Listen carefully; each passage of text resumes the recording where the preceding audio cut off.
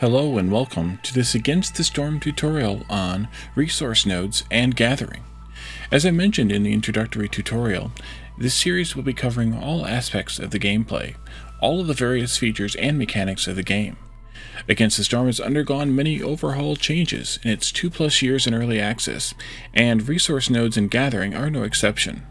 However, now that the game is in version 1.0, we can fully understand and describe how its features work. This tutorial will explain all of the key features of resource nodes and gathering, and provide some tips and tricks along the way. There are several different types of nodes you can gather resources from. The first type are trees.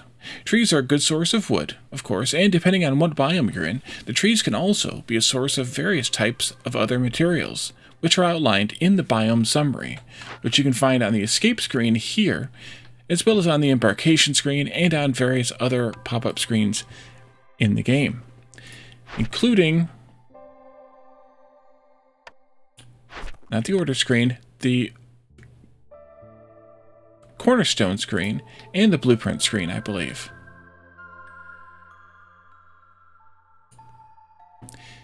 I chose the Coral Forest for this tutorial because of its diverse tree resources. Here in the Coral Forest, there are 3 different types of trees. Plate leaf, which look like this, offer, of course, wood, plus some additional plant fiber. Mussel sprout, which look like this, which offer wood, plus a chance for meat and a chance for crystallized dew. And finally, Crimson Reach tree, which offer wood, plus chance for stone and incense. To gather resources from a tree, you need a woodcutter's camp. They can be found in the camp's building node, here. It is the first one. It's an essential building, which means it's one of the buildings you get at the start of every settlement. It has 3 worker slots, and beavers get a bonus for proficiency because of the wood specialization. The worker has a 10% chance, the beaver worker has a 10% chance to produce twice as much. In fact, I usually like to put beavers in all 3 slots unless I don't have that many, or I have a ridiculous amount of wood. In this case, this example town here, I don't have any beavers at all. By default, they will gather anything that's within the range denoted by this green circle.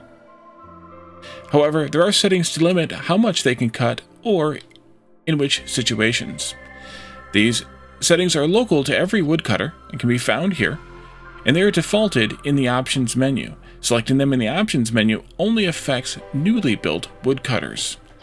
I can show you that setting in the options menu, gameplay, and it is here, the default woodcutter's camp mode, and I prefer the only marked trees. There is a point of contention about that, usually in my Let's Play series, on why I do that, what the point of that is. It is personal preference. You can choose any of these as you want. Some of these settings require you to mark the trees, i.e. only the marked trees, or only marked trees and avoid glades, and also, to some extent, avoid glades except marked. You can do that using this first green button here in the toolbar. Simply left-click and drag to select trees for harvesting. If you're cutting trees, you can also use some trees, marking trees for cutting, you can also use some modifier keys to limit what you can cut into. So for example, if I do not want to cut into this glade, but I want to get as close as possible to it, I can use the control modifier to deselect the trees that are right up against the edge of the glade, while still allowing me to mark the trees that are further away from the edge of the glade. This will keep me from cutting into the glade and triggering any events that are in that glade. Also, you can use the Shift modifier to shrink the cursor to just a small cursor, which will select one tree, usually at a time.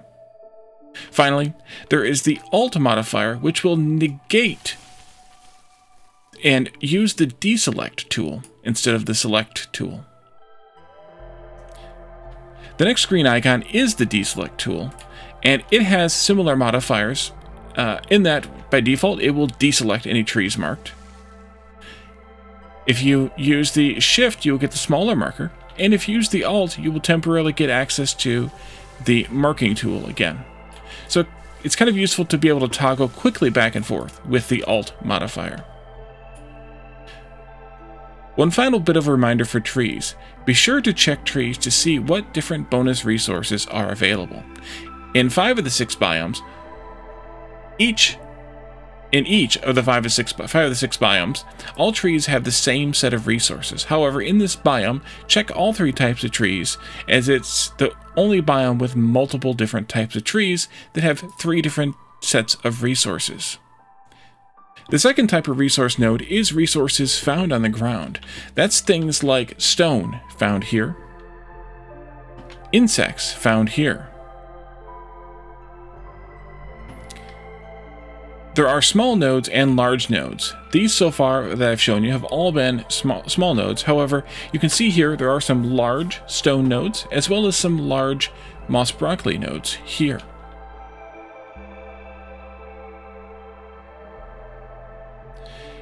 Sometimes large nodes and small nodes will have different resource profiles. For example,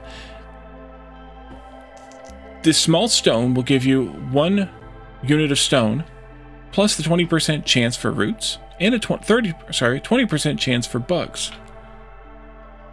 Large stone nodes will give you a 30% chance for each of those 2 bonus resources, plus an additional 10% chance for copper.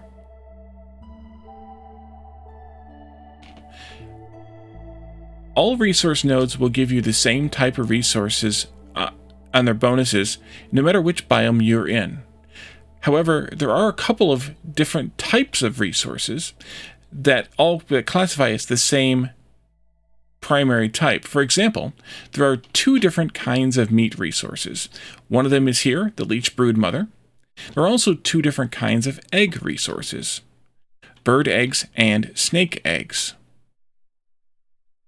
Those each give different bonus resources when harvesting them, depending on which type of meat or egg source it is. And then they give a different bonus resource profile, whether they're small or large. Each type of resource is gathered from a different type of gathering building. The building used is shown in the bottom of the tooltip. So here on this stone node, you can see that it requires a stonecutter's camp. Here you can see that the moss broccoli requires a forager's camp. And the meat and the bugs require either a trapper's camp or a small trapper's camp. That is because they are small nodes. Each of the camps is found here in the camps menu. The stonecutter and the harvester camps will always harvest all types of nodes. However, the forager, herbalist, and trapper's camps will only harvest small nodes by default, denoted by a single star, and can be upgraded via blueprint either through any of the blueprint sources, whether that's from reputation or from trading or from orders, and a couple of other smaller sources. See my tutorial on buildings and blueprints if you have any questions or concerns about that. Once they're upgraded, they can also harvest these larger nodes. And in the marshlands, they can also harvest the giant nodes. Only the larger camps of these 3 can harvest the giant nodes.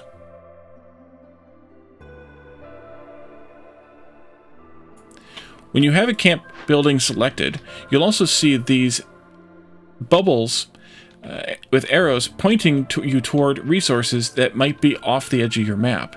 That'll help you find additional resource nodes that a specific camp building can harvest. It will not harvest a resource that a camp building, it will not label a resource that a camp building cannot harvest. So if I had a large meat or insect node available here, this camp, because it is a small trapper's camp, would not highlight that node. Most of the resources on the ground work the same way. The exception to that is coal and copper, and these form another type, or perhaps a subtype, of resource. Coal and copper are gathered via a mine, which is located here in the Industry tab. Unlike the camps, you put the mine over top of the coal, and copper nodes like this. The side workers will gather resources directly underneath that node. Let me remove these so we have some extra builders. They will not gather anything that is outside of the building's footprint. Copper and coal have a unique number of charges, similar to the way the other resource nodes work, where these have 80 charges, these have 70 charges, this has 25 charges, this has 25 charges. However, mines are upgradable once or even before their charges run out. Here on the Upgrades tab, you have a choice of 3 upgrades at 2 different levels. The Pit Pony will increase the production speed by 50% and also reveal a new, deeper mine level with additional resources in it, whether that's coal or copper.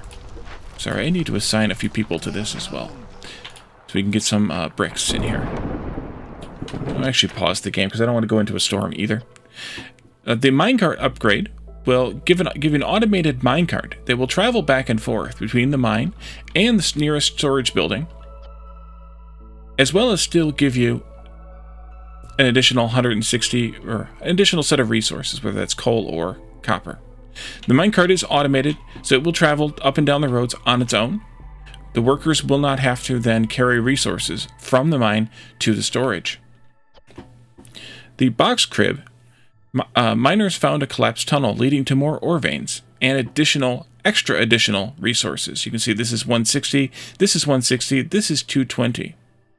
So this kind of gives you, if this isn't necessary and that isn't necessary in terms of the bonus provided, this will give you additional resource deposits at the detriment of not having either of those bonuses.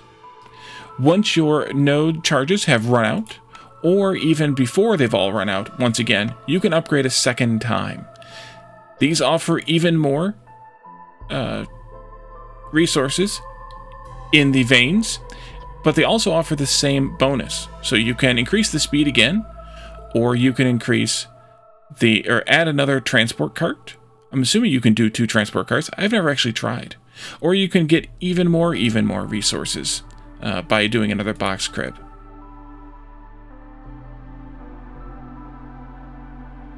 Once the mines have been completely exhausted of all charges, including all upgrade available charges, then you can delete the mine building and perhaps place one on another mine.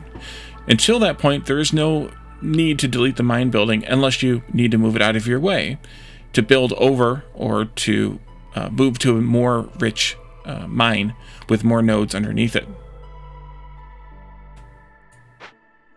Each of the upgrades also costs a small amount of materials. We can't see the materials here, but it is some tools and or some building materials. If we could upgrade the building, if we could finish building the building, I would show you that here.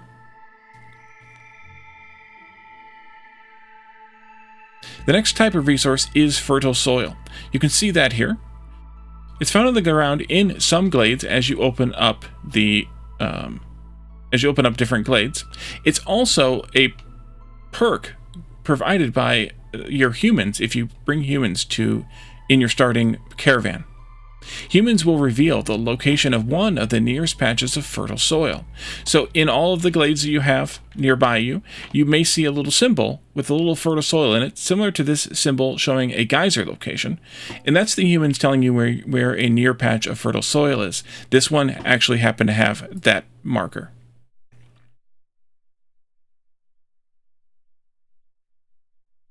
There are also world map modifier tiles that alter the quantity of fertile soil on a given settlement map. And most biomes have the same amount, the average amount of fertile soil, while the marshlands has a small amount of fertile soil.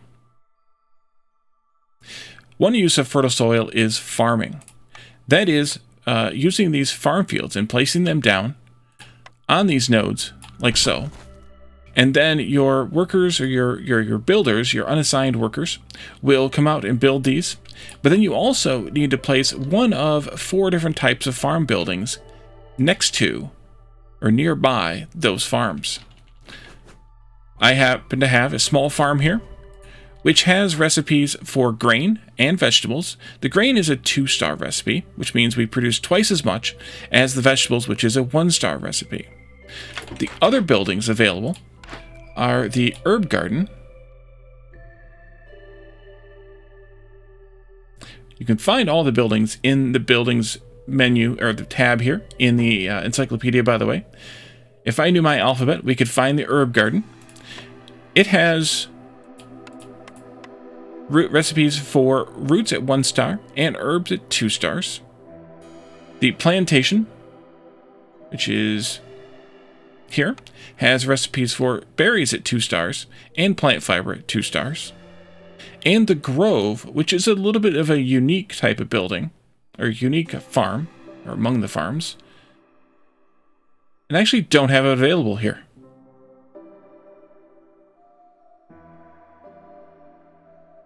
It has a different name. I'm sorry, it's the Forester's Hut. I wrote the wrong name. The Forester's Hut, which has a 2-star resin and a 2-star crystallized dew. The Grove is the original name for this building. But it also has a specialization bonus of wood proficiency, which means that beavers like to work here and will get the bonus. Whereas at all the other farms, including the small farm that we have here, humans have the specialization bonus of farming, which is their proficiency skill. So keep an eye on that if you decide to build the Forester's Hut rather than one of the other 3 types of farms, in that you will want to staff it up with beavers if you have any available, rather than humans. Assigned workers to a farm, which there are 2 slots for workers, will plant during the drizzle season in any nearby fields, and they will harvest during the clearance season. They will also plow the fields during the storm season, which will increase the chance of growing extra crops in the next year by 10%.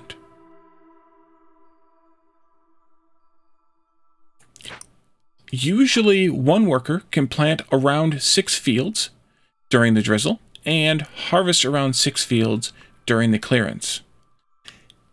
Depending on different buffs and debuffs and effects, they could do more or less, but given a neutral playing ground with no buffs or debuffs at all, no effects on the building or the people at all, I would say plan for about 6 during each of those 2 seasons. You can also put 2 farms nearby a patch if you really need to get more collected, and assign 3 workers between the 2 farms to really cover a large patch of, say, 14 or 15. There's one more type of farm building, the homestead. The homestead is unique because it is not buildable. It is only discoverable randomly as a ruin in the Forbidden Glade.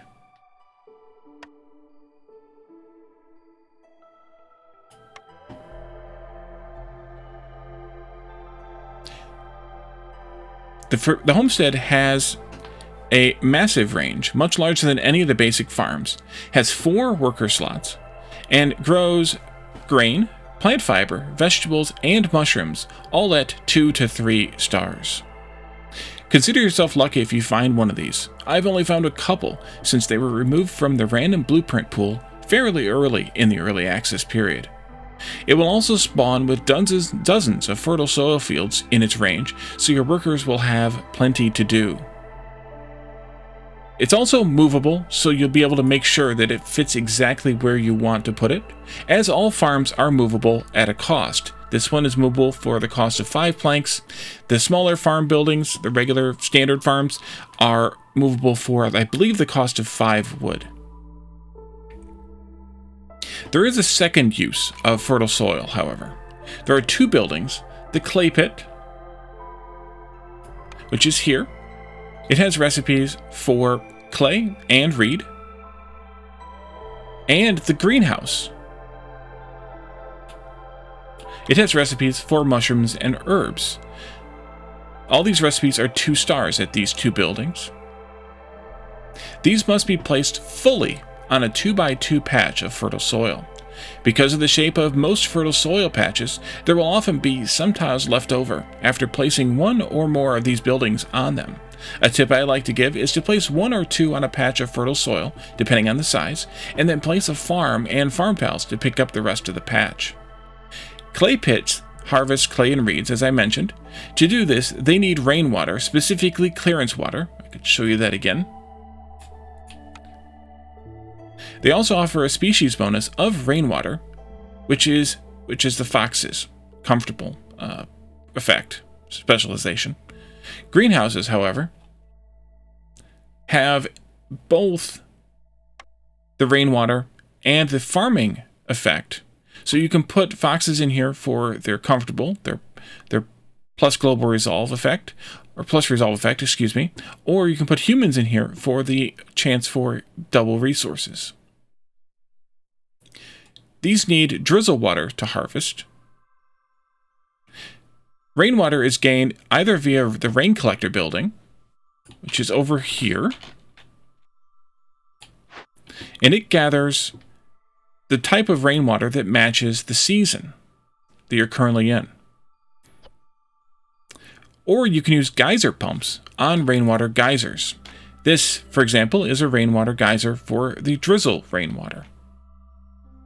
This leads us to our final type of resource nodes, geysers. These can be found somewhat randomly in any glade, and foxes can reveal the location of a nearby geyser. There are three types, one for each season: drizzle, clearance, and storm. A geyser pump can be placed on the geyser. You can find the geyser pumps in the industry tab.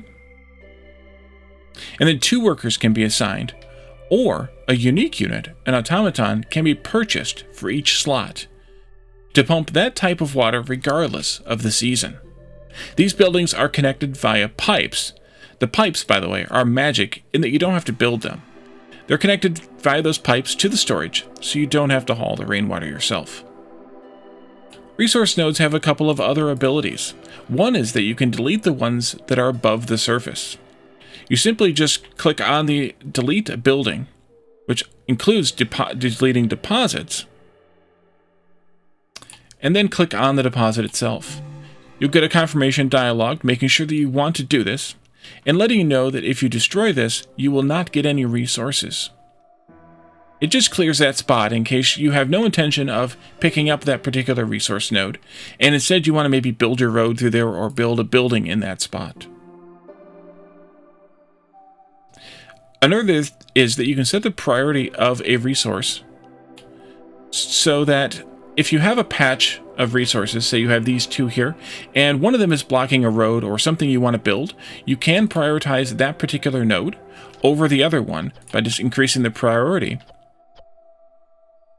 And that will tell your gatherers in the nearby camp to collect that node first. Camps also have a prioritization within their recipes here. However, because there are 2 stone nodes, prioritizing the stone recipe here will not help necessarily. Instead, it's better to prioritize the node itself. Also, the priority of the recipe overrides the priority of the resource node. So if I had a location where I have 2 different types of resources that are harvestable by the same building, the priority that I set on meat here versus insects here will override any priority that I set on the nodes here. For example, if I prioritized meat, but I prioritized this bug node, this worker would always harvest meat before it harvested that bug node, until the meat is gone in its range, and then it will pick up that insect node. The same works the opposite way, in that if I prioritized insects here, and I prioritize one of these meat nodes, deprioritize that insect, this worker will harvest this insect node until it's gone, and then they will harvest this meat node before they harvest that meat node.